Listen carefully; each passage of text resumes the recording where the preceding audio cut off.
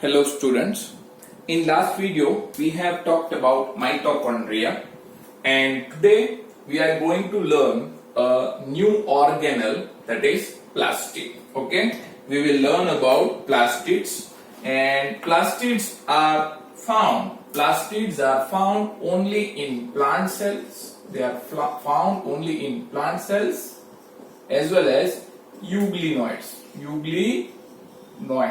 They are found in plant cells and they are found in euglenoids. Okay, so plastid is an organelle which is found only in plant cell as well as in euglenoids. Okay, and plastid is double membrane bound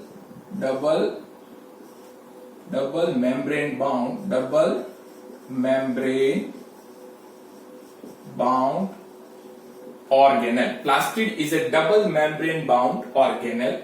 Okay, and it is large. It is a large organelle. Plastid is a large organelle, so it can be easily visualized in microscope. Okay, so we are talking about plastid. Plastid is found in plant cell as well as in euglenoids, and it is a double membrane bound organelle, and it is comparatively large, so it can be easily visualized in microscope. Okay, and how many types of plastids are there? Types of the plastids. How many types of the plastid are there? There are three types of plastids. They are chromoplast, chloroplast,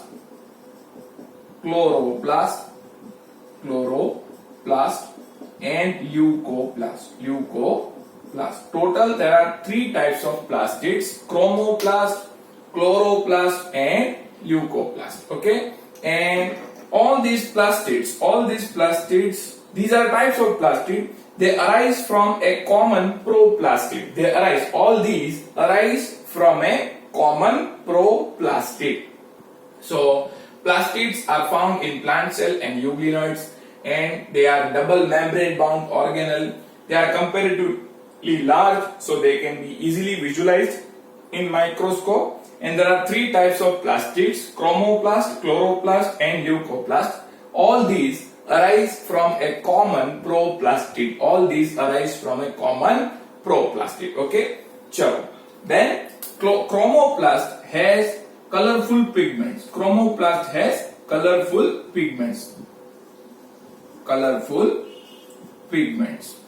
It contains colorful pigments. Okay, like carotenoids, xanthophyll. Okay, for example, carotenoids, xanthophyll. These kind of pigments, xanthophylls, these kind of pigments are found in chromoplast. Okay, chromoplast has colorful pigments like carotenoids and xanthophyll. Okay, and because of these pigments, it gives color to the various parts of the plant. Because of the pigment present in the chromoplast gives color to the part of the plant, like a flower, like a fruit. Okay, say for example, some fruits are having orange color. So they are rich in carotenoids. Type of pigment, because these carotenoid type of pigment are present in chromoplast. Okay, so those fruits will be having chromoplast, and those chromoplast will be having carotenoid type of pigment. Some fruits are yellow in color. So they will be having xanthophyll type of pigment which are present inside the chromoplast. So chromoplast is a type of plastid which has various kind of pigments like carotenoid and xanthophyll, and it gives color to the plant part. These pigments will give color to the plant part.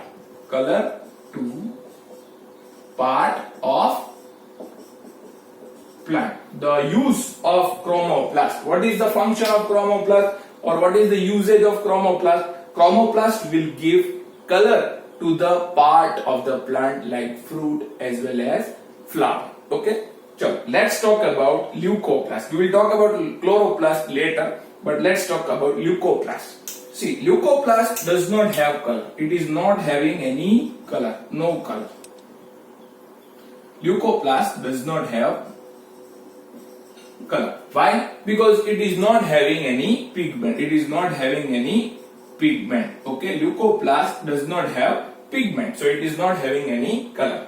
So leucoplast is generally used for storage. It is used for storage of the food. It is used for storage of food. Leucoplast is used for the storage of the food. And how many types of leucoplast are there? There are 3 types of the leucoplast. They are amyloplast, eleoplast,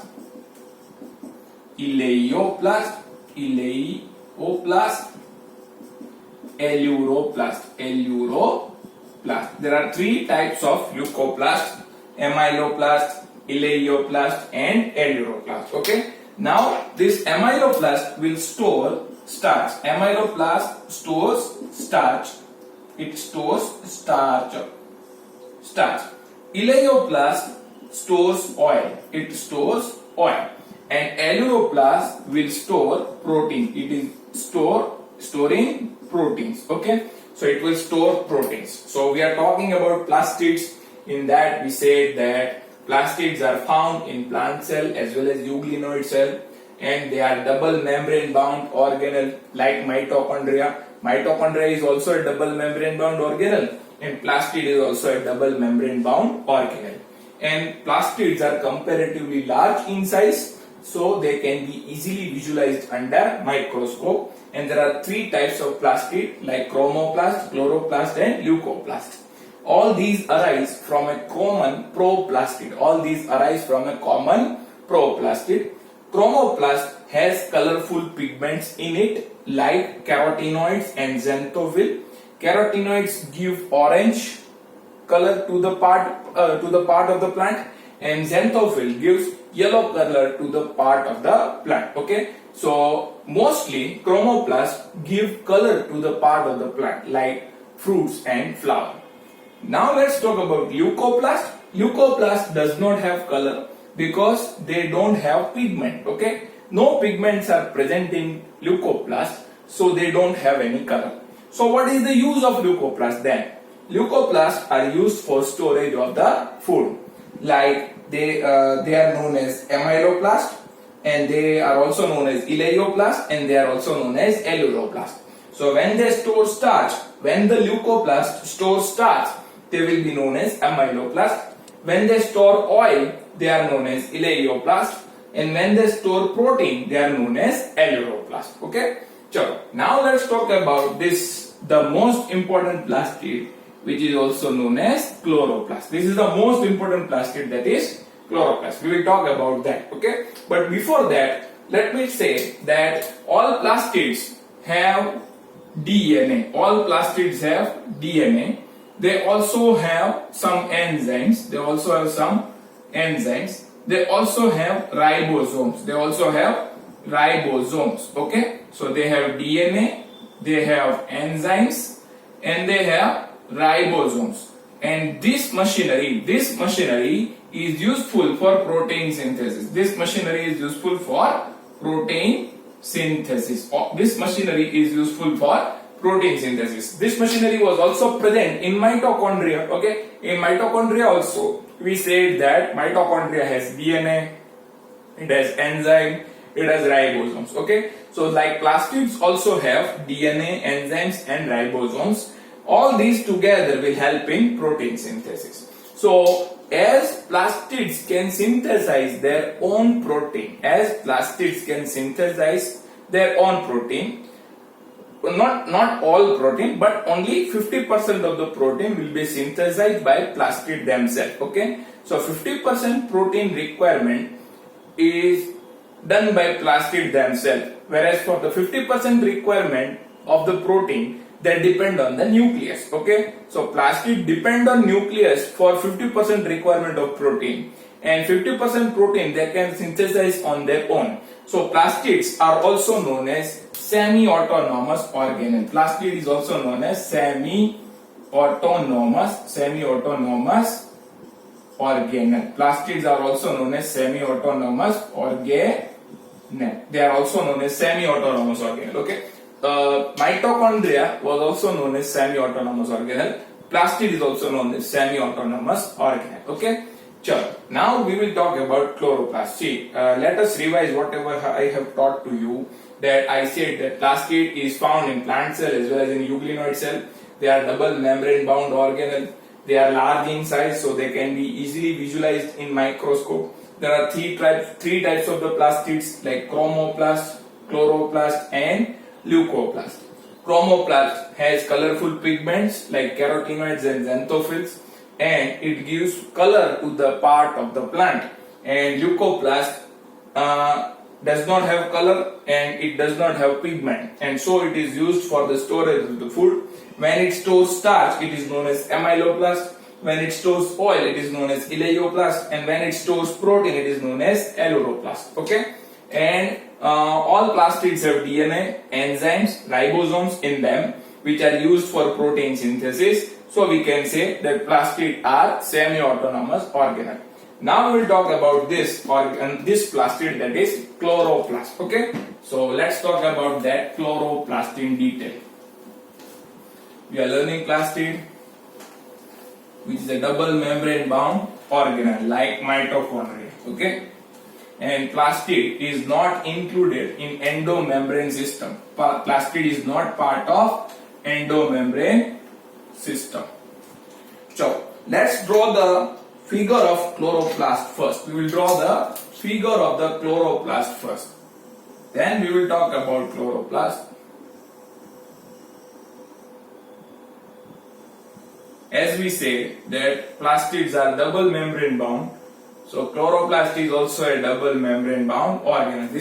These are the two membranes. Okay, these are the two membranes of chloroplast, and inside that the region that is present is known as stroma. It is known as stroma. This is outer membrane. This is outer membrane of chloroplast. We are talking about chloroplast now. Okay, we are talking about chloroplast. We are learning chloroplast, and in that we are saying that it has two membrane. One is outer membrane and second is inner membrane. And the space which is enclosed by inner membrane, is known as stroma. Okay, and that stroma has stakes of thylakoid. Stroma has stakes of thylakoid. Inside the stroma, what is present? Inside the stroma, stakes of the thylakoid is present. So I am drawing stacks of the thylakoid. Okay. See, this is a coin-like structure. Which is known as thylakoid. This is thylakoid. Okay. And many thylakoids are present in form of a stack. Or they are arranged as stake. And this stake is known as granum. Okay. So what we have said? We have said that chloroplast has two membrane. One is outer membrane and second is inner membrane. And the space enclosed by inner membrane is known as stroma. And stroma has stacks of thylakoid. What is thylakoid? Thylakoid is a coin-like structure. And these many thylakoids are arranged in form of stake, and they will form granum. Okay, many granum. And many granum together are known as grana. So grana is plural of granum. Granum is singular, and many granum together will form grana. Okay, so here sometimes one granum is added to the another granum. By what? By stroma lamellae.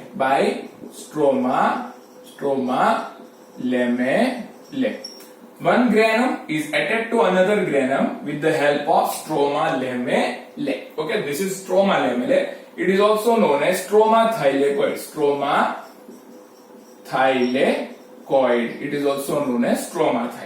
Okay, chalo. So we said that chloroplast. We are talking about chloroplast, that is third type of plastid.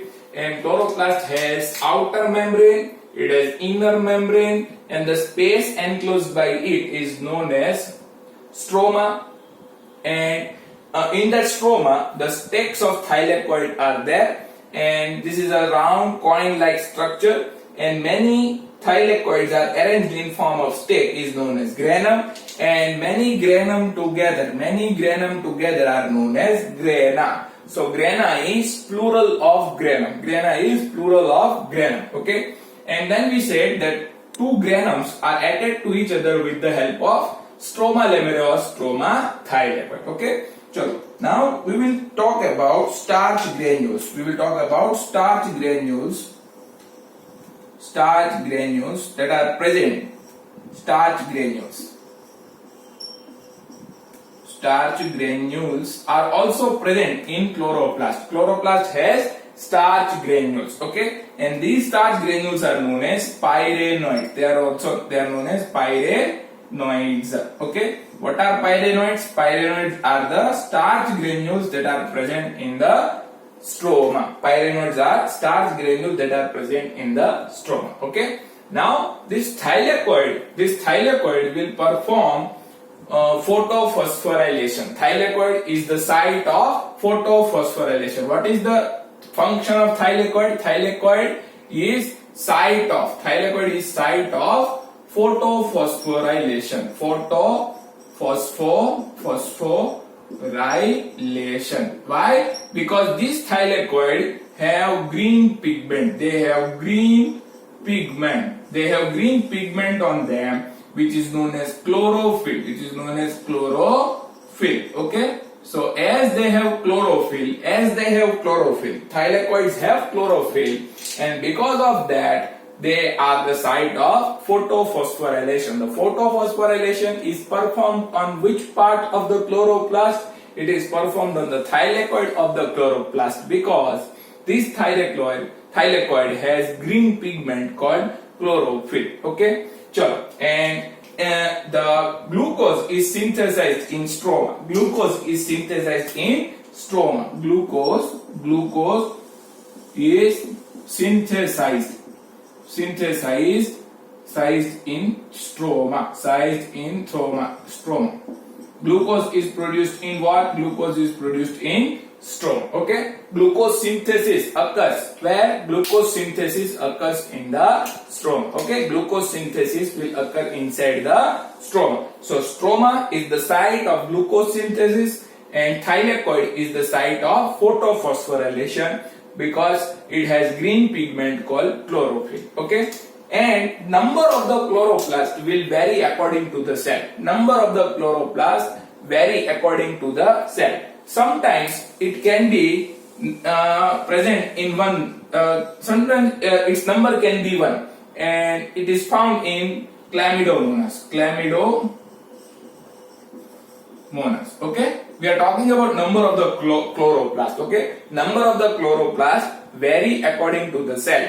Say for example, Chlamydomonas has 1 to 2 chloroplast. Chlamydomonas has 1 to 2 chloroplast or 1 chloroplast. Okay, and the mesophyll cells have 20 to 40 chloroplast. Okay, we are talking about number of the chloroplast, and in that we said that number of the chloroplast will vary according to the cell. Say for example, Chlamydomonas will have 1 chloroplast, and mesophyll cell will have 20 to 40 chloroplast. Okay, and in the stroma, some enzymes are there. Okay, here the enzymes will be there.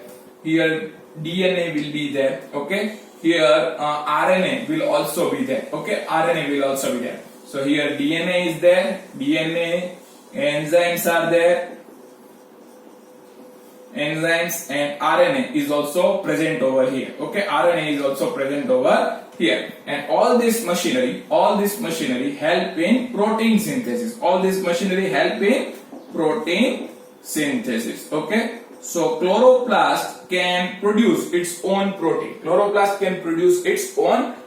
And ribosomes are also there. Yes, ribosomes. Okay, these are the ribosomes which are present. So ribosome are also there. I am not writing ribosomes, okay. This point I have covered earlier also, okay, because they are present in all plastids, but I have to write here also that stroma of the chloroplast has DNA, enzymes, RNA, ribosomes. These are present in the stroma of the chloroplast, and all these together will help in protein synthesis, okay. And let's talk about the last point regarding plastid, okay. All plastid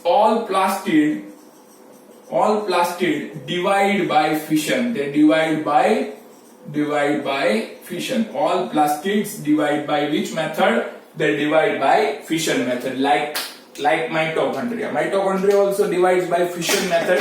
Plastids also divide by fission method, okay. So here I have explained regarding chloroplast. I hope you have understood the chloroplast. I am not repeating that again. You can repeat the video if you want to understand, okay. So we have covered plastid in this video. In next video we will begin with some another topic, and here I am keeping up to this. Please watch video 2-3 times and then submit your homework, okay. Chalo, best of luck.